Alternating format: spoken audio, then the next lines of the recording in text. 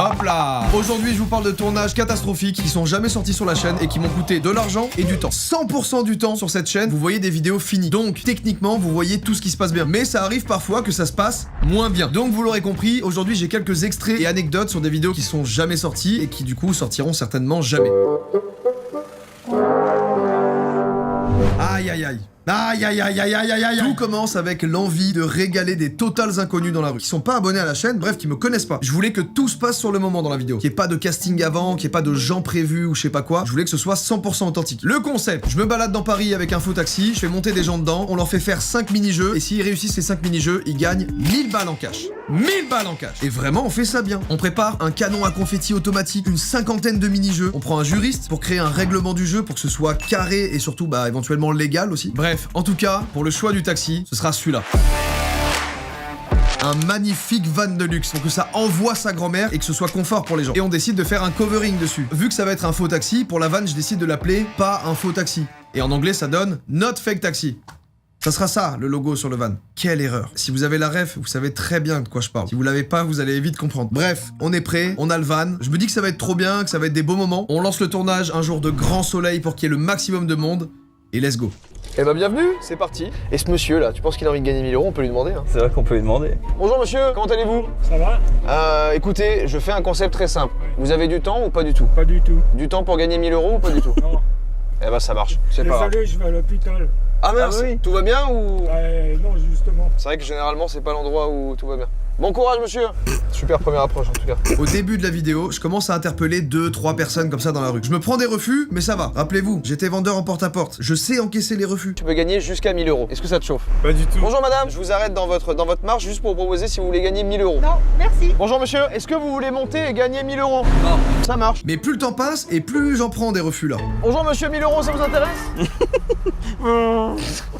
Et autant, quand je vendais du surgelé à 9h du matin, je comprends. Mais quand là, c'est pour annoncer que vous montez dans le van, vous faites 5 mini-jeux et vous gagnez 1000 balles, je comprends moins là. Mais ce qui est surprenant, c'est le motif des refus, qui est globalement celui-là. 1000 €? Non, mais c'était un refus en mode 1000 €, on s'en branle un peu, non? C'est pas le bon quartier. Ah ouais? Ici, les gens ont de l'argent. Ils l'ont déjà Ah, les c'est 1000 ce balles? qu'on- Et ça, j'avoue, je m'y attendais vraiment pas. Et c'est là que je sens que ça va être un peu plus compliqué que prévu. Bonjour messieurs. Bonjour monsieur. Bonjour madame. Ah, elle m'a pas entendu, je crois. Bonjour monsieur. Bonjour. Ah, Il fait frais là. il fait frais, il y a un petit clim là. Je commence à me dire que c'est peut-être le fait d'interpeller les gens à travers la fenêtre. Ça fait peur, c'est pas rassurant et je comprends. Parce que ça donne ça. Madame, vous voulez gagner 1000 €, montez dans le van. Vous allez voir, ça va être trop marrant. Allez, montez, montez. Vu comme ça, on n'y croit pas et pourtant c'est bien vrai. Mais heureusement, j'avais anticipé ça. Et dans ma poche, j'avais un plan B. On va s'arrêter dans une rue où il y a énormément de passages et je vais sortir cette pancarte qui est très claire. Je vous fais gagner 1000 €. Et y a pas d'astérisque, y a pas de condition, y a rien. Et en plus de ça, on va laisser la porte du van grande ouverte. Comme ça, les gens ils peuvent voir l'intérieur. Je peux pas faire mieux. Hein. C'est difficile de faire mieux là. Personne va monter. Mais oui, personne va monter. Personne monte. C'est pire que ça, personne s'approche. Et pour couronner le tout, il pleut. Ah la loose. L'ambiance de ce plan est catastrophique. Ça se voit que la séquence elle manque de vitamines. Ça se voit qu'il n'y a pas d'humanité dans cette séquence. Il y a rien. Ce plan me déprime. Faut avouer que c'est quand même vraiment très louche. Nouvel échec. Personne n'est monté dans ce van et ça commence à jouer sur mon énergie et sur l'énergie de l'équipe aussi, l'équipe de tournage. Parce que là, des gens, on est peut-être interpellé une trentaine. Mais... on continue. Parce que moi, j'ai vraiment 1000 € à faire gagner en cash là. Tu serais monté toi? Franchement, si je te connais pas, je sais pas si je monte. Si je te connais, je monte direct, mais si je te connais pas, je suis en mode qu'est-ce qu'ils vont me faire là avec des caméras pour que je monte à l'arrière pour que je gagne 1000 €? Souvenez-vous, je vous ai dit qu'il y avait un covering sur le van avec marqué Not Fake Taxi. Évidemment, c'était une ref à une émission d'interview un peu particulière. Voilà, c'était pas l'idée du siècle. Mais bon, c'était la van, voilà, je me suis dit que ça allait pas forcément. Bref, j'arrache tout. J'enlève tout le logo, j'enlève tout, ça m'a saoulé. Mais même sans ça, rien n'y fait. On n'y arrive pas. On a beau s'arrêter, prendre du temps pour expliquer le concept de A à Z, montrer ma chaîne YouTube, montrer l'intérieur du van, tout, rien n'y fait. Personne ne veut monter dans ce van. Jusqu'à ce qu'on rencontre enfin les meilleurs. La commu. Vous. Après plus de 4 heures à tourner dans Paris pour rien, on tombe sur quelqu'un qui me reconnaît à travers la vitre. Et du coup, je lui propose de participer. Frérot, t'es le premier. Hein. C'est quoi ton prénom? Daniel. Tu viens d'où? Je viens de Paris, j'ai 29 ans, je suis barman dans un hôtel dans le 16e. T'es prêt pour le premier mini-jeu? Ouais. Daniel, ça va? Ouais. C'est gagné Daniel! Carré. Let's go mon gars, bien joué! Merci. Je te check de loin. Ah non, on peut se checker. Merveilleux. C'est gagné Daniel, bien joué! T'es comment en culture G? Ça va, je pense. Dans quel pays se trouve la pyramide de Khéops? Attention, c'est pas les céréales. En Égypte. Qui a peint la Joconde? Léonard de Vinci. Il se fait chier tellement c'est simple. Quelle monnaie est utilisée au Japon? Le yen. Et c'est gagné Daniel! Les amis, Daniel vient de gagner. J'ai inversé les mots, j'ai dit Daniel vient de gagner. Let's go Gagnel. Bien sûr. Daniel, comme tu peux le voir, c'est un frigo. Ouais. Fais-moi un cocktail qui va me rendre fou. Le meilleur mocktail. Ok, ouais. Bien sûr sans alcool, sinon bah, je vais commencer à rouler sur les voitures à Paname et tout. Ça va être n'importe quoi. Et je vais descendre et je vais certainement danser, faire une danse Fortnite. Ah, j'ai entendu un petit shit, donc ça va être gazeux cette histoire. Un peu comme ça à peu près. Ah bah. À peu près, hein. Oh, c'est un film bulle. Le jogtail. Le jogtail. Le jogtail, voilà. C'est pas cassé le cul, c'est pas cassé. C'est le moment de vérité, Daniel. J'ai fait avec ce que j'avais. Hein. T'es super bon sur le cocktail premier degré, Daniel. C'est gagné, Daniel. Bon, je vais pas tout vous montrer, mais en tout cas, il est reparti avec les 1000 €. Et voilà comment il a fait. Est-ce que t'as un objet rouge? Oui. Et c'est gagné, Daniel. Let's go. Frérot, 1000 balles. Merci, Joker. 1000 balles, frère. En cash. Incroyable. Daniel, il a pété à la casquette d'une touriste. Oui. Il a fait comment? Il a fait hop. Non. Non, je rigole. Ah C'est pas vrai. putain, non, non, non. Il explique dans un anglais parfait qu'il y avait un concept. Ah ouais? Il a réussi à convaincre quelqu'un en anglais alors que nous en français, on n'arrive pas à faire rentrer les gens. Pour gagner 1000 balles. Oui. Bonjour, Ouais. je voulais savoir comment ça se passait et c'était quoi le but un peu. Ah. Est-ce que ça t'intéresse de gagner 1000 balles? Ouais, plutôt, ouais. Eh ben monte et je t'explique. Ok. Bon bah, il faut croire que c'est reparti. Bon, je vais pas tout vous montrer, mais sachez que c'était trop bien ce moment-là dans le van. C'est l'état d'esprit qu'on aime. C'est l'état d'esprit qu'on aime. Non, il m'a eu, j'ai bien aimé. Oh, j'en ai un super. C'est vraiment un bruit de soufflement de nez. Eh, je suis d'accord avec la théorie, hein. Ok, jeu de la télépathie. Un sport. Attends. 3, 2, 1. Football. Et c'est oui. Let's go. Et évidemment, pareil, elles sont allées jusqu'en finale. Et voilà ce que ça a donné. Je vais prendre un contact au hasard dans ton répertoire. On l'appelle et tu dois lui dire sincèrement que tu l'aimes. D'accord. Choisis Hibou. Oh quoi? Attends, je scroll si tu veux. Stop. Grâce. Ah, grâce. Si elle répond pas, je la tue. Ah, mais elle est en couple. Je m'en fous. Allô, ça va? Ça va super, ça fait super longtemps qu'on s'est pas eu au téléphone, mais je voulais dire que je t'aime. Je trouve que t'es quelqu'un de super sympathique et j'ai trop aimé nos moments en gym 1. Tu vas me faire pleurer. Ah, je t'aime, d'accord. Oh mon dieu, c'est trop gentil. Mais attends, mais elle avait tellement besoin d'amour, cette personne. Elle est adorable. Elle est adorable. Et vous voyez plus? Non, parce que moi j'ai quitté l'école dans laquelle on était. Et les chemins sont... Les chemins sont séparés. C'est fou, parce que ça s'est produit dans ma vie, ça. J'ai perdu des gens pendant 5 ans de ma vie, et je les ai retrouvés, c'est mes meilleurs amis maintenant. Donc ça, promets-moi que vous allez vous revoir. Ok, c'est promis. Je te jure que ça peut mener à des trop belles situations. Ouais, c'est vrai. Comme celle-là! Bravo! Bref, au total, cette vidéo, c'était 15 000 € de dépensés, de la recherche pendant des semaines, beaucoup d'énergie. Mais ça a donné 2 séquences très cool que je voulais quand même vous partager dans cette vidéo-là.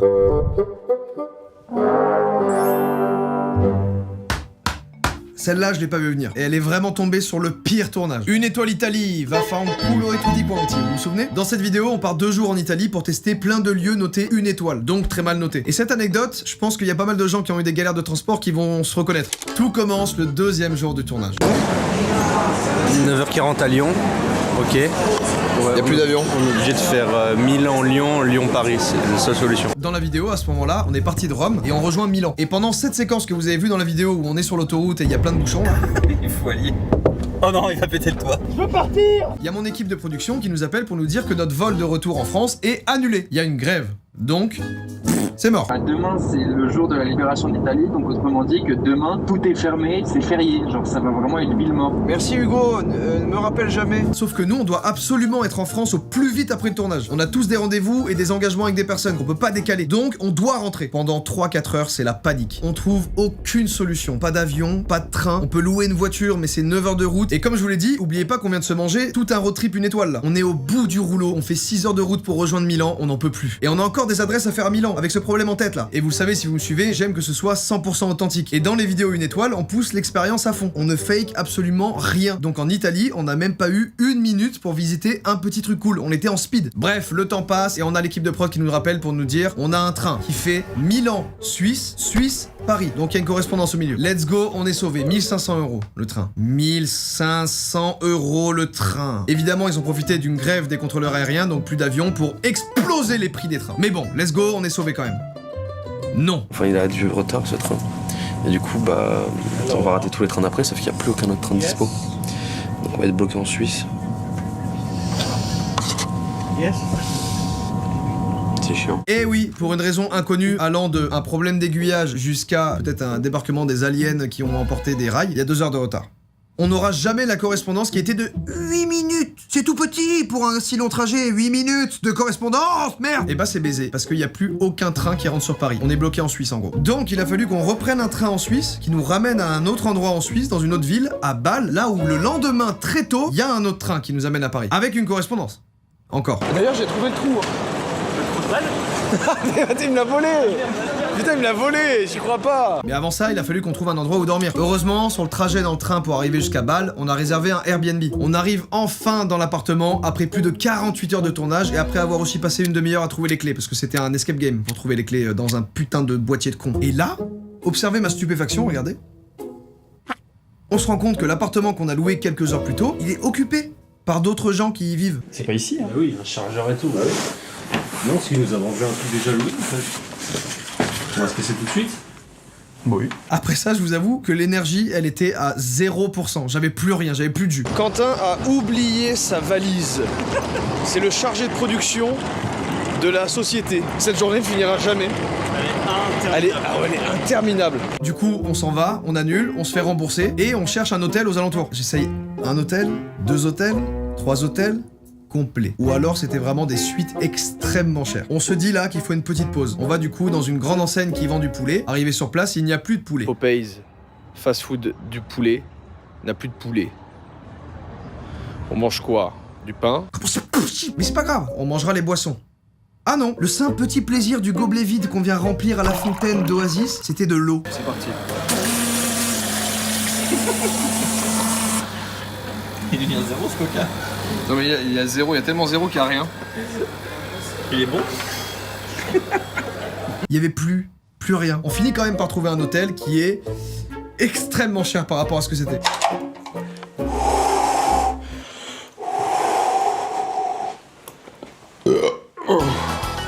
On a finalement pu rentrer en France, en loupant tous nos rendez-vous. Conclusion, coût total de cette erreur d'après-tournage, environ 3 000 €. Ce que je retiens de tout ça, c'est que les trains suisses, quand même, c'est vraiment bien. Bon, vous me connaissez, j'aime les animaux. Et j'ai eu l'occasion de faire une super belle vidéo autour des mushers. En gros, c'est les chiens de traîneau. Mais malheureusement, ça s'est pas hyper bien passé. Je vous la fais courte, je vous épargne toutes les semaines de préparation, etc., etc. On est le jour J, tout est prêt. On a les caméras, les cadreurs, les billets de train, le van qui nous emmènera dans la montagne quand on arrive au train. On a tout, l'hôtel, tout. On arrive sur place à l'hôtel vers 13 h, la veille du tournage. Moi, j'en profite pour rencontrer Valérie, ma valoche, que j'adore, je te fais un bisou Valérie, qui est tout simplement la musheuse qui va m'accompagner. De leur côté, l'équipe de production, elle va faire tous les repérages nécessaires, boucler les dernières choses, etc., etc. Ils partent toute l'après-midi pour ça. Parce que les 2 prochains jours, c'est tournage. Moi, franchement, je m'y voyais déjà dormir en haute montagne, avec une tente, un petit réchaud, les chiens dans la tente, on dort tous ensemble, magnifique. Le but de cette vidéo, c'était que j'arrive à avoir une connexion avec les chiens, parce que c'est une vraie meute, pour que le lendemain de la nuit dans le campement en haute montagne, je puisse rentrer avec les chiens seul. Et croyez-moi, ça, c'était très loin d'être simple. C'est pas juste tu montes sur un traîneau, il y a des chiens et c'est un GPS. Non, ça marche pas comme ça. Bref, revenons à la veille du tournage. Quelques heures plus tard, l'équipe de production revient, ils ont fait les repérages, tout ça, tout est bon. Tout est carré. Sauf une chose. Quand ils ont fini de faire le repérage, ils sont passés voir les pisteurs. Les pisteurs, c'est les gens qui s'occupent de la sécurité du domaine skiable et de toutes les autorisations autour du domaine skiable. En gros, c'est eux qui disent oui, ça c'est faisable, non, on va te faire foutre. Et c'est à ce moment-là, en fin de journée, il doit être 19 h ou 20 h, que les pisteurs disent bonjour, vous allez bien, vous êtes qui, vous faites quoi là, c'est non. Vous pouvez pas. Tout ce qu'on a prévu depuis des semaines, même la météo, parce que c'était super important qu'il y ait éventuellement de la neige, tout ça, ça vient de tomber à l'eau en une phrase. Et on comprend très vite qu'il va falloir trouver une solution en urgence si on veut tourner. Sauf que là, je crois qu'on est samedi de mémoire et qu'il est 20 h. Donc c'est fini. En gros, cette vidéo, elle était en collab avec une marque. Et normalement, le schéma, c'est ça. Il y a mon équipe et moi, la Joy Squad, et nous, on est en contact avec la marque. Mais parfois, entre nous et la marque, il peut y avoir un intermédiaire. Une agence à qui la marque fait appel pour déléguer certaines choses. Et cette agence, justement, elle bossait un peu la prod avec nous. Donc c'est elle qui devait s'occuper de prévenir les pisteurs. Chose qui n'a pas été faite. Ou en tout cas, il y a eu un problème. Et sans l'autorisation des pisteurs, le tournage, c'est simple. On se lève quand même très tôt le jour du tournage pour imaginer un plan B, un plan D, un plan C, un plan E, un plan jusqu'à F peut-être. Et franchement, c'était gaze, c'était nul. Moi, je sentais qu'on forçait le truc parce qu'on était sur place, qu'on voulait quand même aller au bout du truc alors que c'était un échec. Et je déteste ça parce que ça se serait ressenti sur la vidéo. Donc je décide de dire stop, fini, il y aura pas de tournage. On rentre chez nous. L'histoire pourrait s'arrêter là, mais non, il y a eu un petit twist en plus. Il y a l'équipe qui est là dans la salle, donc il y a Kuzan, Ibou, Quentin, Ryan et Mathieu qui n'est pas là. Vous pouvez lui dire qu'il est bien gaze, dites-le en chœur. Mathieu, t'es bien gaze. Cette vidéo, je devais la présenter à un événement organisé par YouTube, le YouTube Creator Show. Ça se passait dans différents cinémas en simultané et en live, et nous, à la base, on était censé avoir la vidéo finale qu'on aurait présentée du coup au cinéma, en avant-première à plein de gens. Sauf que vous l'avez compris, le tournage... Bah, c'est mort quoi. On monte tout le teaser, tout est prêt, le jour du Creator Show, c'est maintenant, et je présente la vidéo. Toute ma vie, j'ai grandi avec des animaux. Principalement des chats et des chiens que j'ai toujours considérés comme des membres de ma famille. Un de mes liens les plus forts, c'était avec elle, Stella. Une dalmatienne qui se comportait comme une deuxième maman avec moi.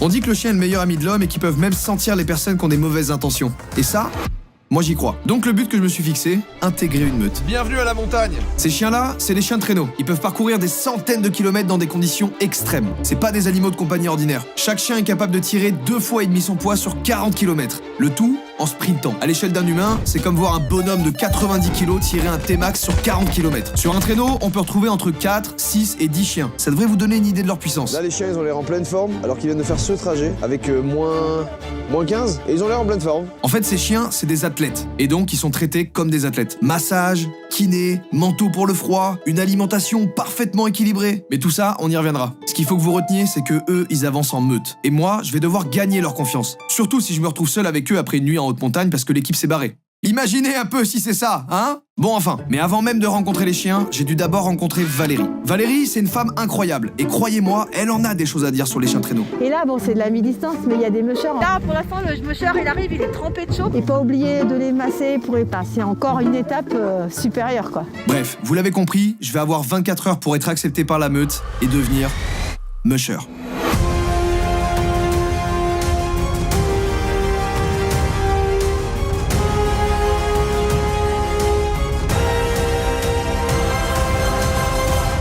Oh non, il est tombé. Wow. Du bruit pour Jordan, s'il vous plaît. Aïe aïe aïe. Malheureusement, on tournera jamais la suite. Tout simplement parce qu'avec tout ça, on a perdu beaucoup de temps. Et que notre lieu de tournage qu'on avait, qui ressemblait à ça, bah du coup, il ressemblait plus à ça. Ouais, il y avait plus de neige. Et du coup, bah c'est emmerdant pour les chiens parce que le traîneau, il est dans la terre, sur des cailloux.